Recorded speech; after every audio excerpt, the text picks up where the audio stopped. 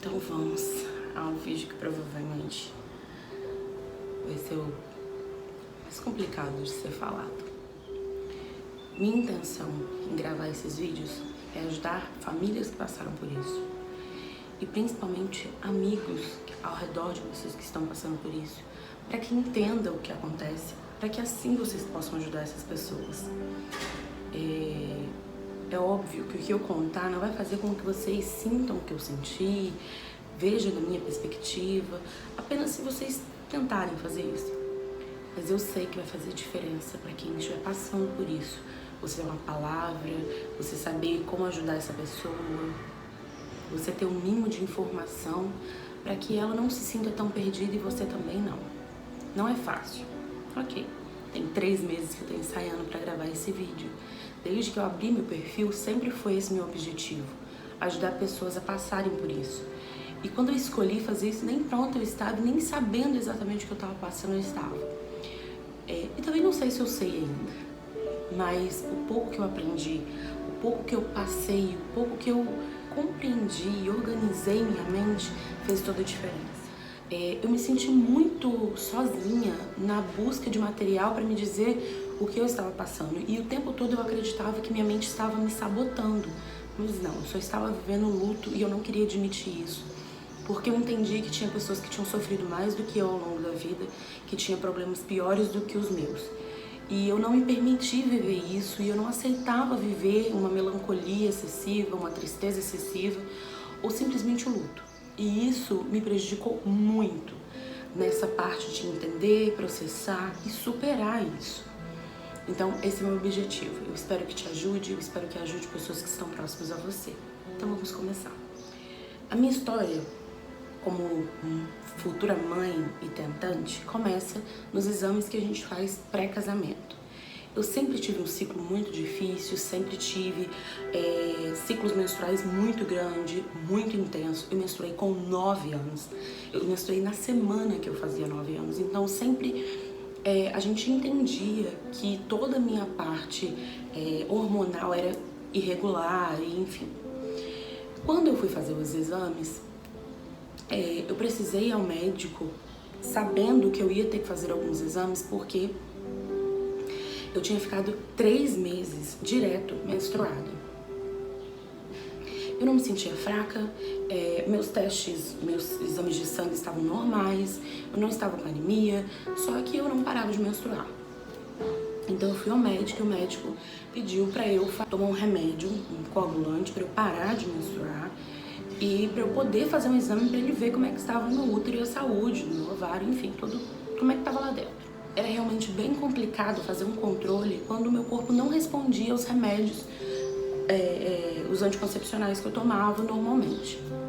E ok, fiz o exame e quando eu fui fazer o exame, a médica que estava me atendendo disse assim: olha, você provavelmente vai ter uma dificuldade para engravidar porque o seu endométrio é muito fino. E pelo que você está falando, provavelmente é porque você está passando por muita ansiedade e tal. Eu falei, não, mas isso acontece com regularidade. Só que antes não me incomodava tanto, porque não ficava tanto tempo. Ficava um mês, ficava 20 dias, não 90 dias, 120 dias. E então ela falou assim, sim, mas pro seu corpo tá liberando tanto assim, provavelmente o seu corpo não tá adaptado a ficar com o endométrio mais espesso. Aí eu vou fazer um pequeno parêntese para que vocês entendam mais ou menos o que ela estava me dizendo. O endométrio, obviamente, é a parte da menstruação, só que a gente não perde todo ele. Fica uma camada dentro do nosso útero, porque quando acontece a fecundação, depois de uns dias, né, o óvulo ele desce e ele agarra, ele finca exatamente no endométrio. Eu tendo o endométrio fino, não conseguiria engravidar, porque não teria lugar para o óvulo firmar ali. E a gente já imagina que isso pode ter acontecido antes com a gente, por outras situações, antes no caso da gestação do ano passado. Mas nunca fui procurar muito, porque... Por que não? Ah, Camila, mas por que não, gente? Eu não tinha por que procurar tratamento para engravidar sem querer engravidar. E ok, Então, aquilo me preocupou e ela falava, não, mas não fica preocupada, não é algo agora para se preocupar. Quando você for engravidar, você faz um tratamento e vai dar certo. Beleza. Mostrei meus exames também pro meu médico, meu ginecologista, e ele disse, olha, Camila, tá tudo bem, você perdeu sangue muitos meses, talvez seja por isso que você tá com endométrio fino, a gente precisa fazer aí um acompanhamento quando você quiser engravidar. Então, no ano que você quiser engravidar, você me procura, a gente começa a fazer uns exames mais específicos, uns tratamento mais específico com esse objetivo. No momento, você só precisa parar de menstruar. Então, até o seu casamento, você precisa tomar esse remédio para que você não menstrue. E não era anticoncepcional, era coagulante. E, ok, então eu fiquei até o casamento nessa situação.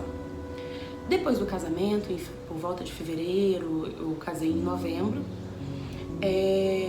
eu voltei a ter minha menstruação super irregular. Não da mesma maneira, né? Eu não fiquei 3 meses direto, mas eu ficava 30 dias, 20 dias, como acontecia antes desse processo. Só que aí eu não tava mais organizando o casamento pra estar nervosa, mas eu continuava com esse problema. Ok. Em agosto foi meu último ciclo. No dia 18 de agosto foi meu último ciclo. E aí,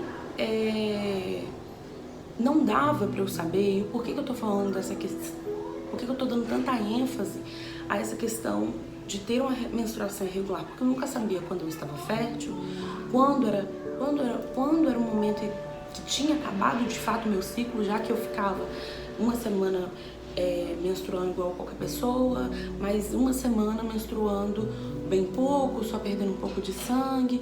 Então eu não conseguia fazer uma contagem adequada e não conseguia ter um ciclo adequado para saber como é que eu me cuidava de maneira melhor, já que qualquer método contraceptivo não é 100% eficaz. Então em setembro eu comecei a ter muita azia, e eu não tenho azia. Eu sentia muita fraqueza e muito sono, e normalmente eu não sou assim, eu não sou uma pessoa que tem vontade de dormir todos os dias, de manhã, de tarde e de noite. E então eu fiz o primeiro exame e deu negativo. Eu falei, bom, então deve ser algum problema no útero, eu devo estar com algum problema depois de ter menstruado tantas vezes e por tanto tempo. Foi então que eu esperei mais uma semana, fiz novamente o teste e deu positivo. Eu tava no telefone com minha irmã, porque eu tava muito nervosa e muito ansiosa, e aí veio o meu querido positivo. Eu não vou dizer pra vocês, assim, que eu esperava estar grávida e que eu desejava estar grávida, eu não tinha nenhum ano de casada ainda. Mas assim, principalmente depois que eu recebi o diagnóstico que poderia ter dificuldade, eu não gosto de dizer que eu era uma tentante, porque eu não estava tentando engravidar, mas eu me sentia uma tentante por saber que eu não conseguiria com tanta facilidade. Então eu lia muito sobre o assunto, eu ouvi muitos relatos de mães e tentantes que estavam passando por isso. Eu entendia a causa e realmente me colocava no lugar delas. Então foi nesse momento que eu me deparei com o meu sim. Não planejado, mas muito desejado, que eu acho que toda mulher que tem algum problema passa.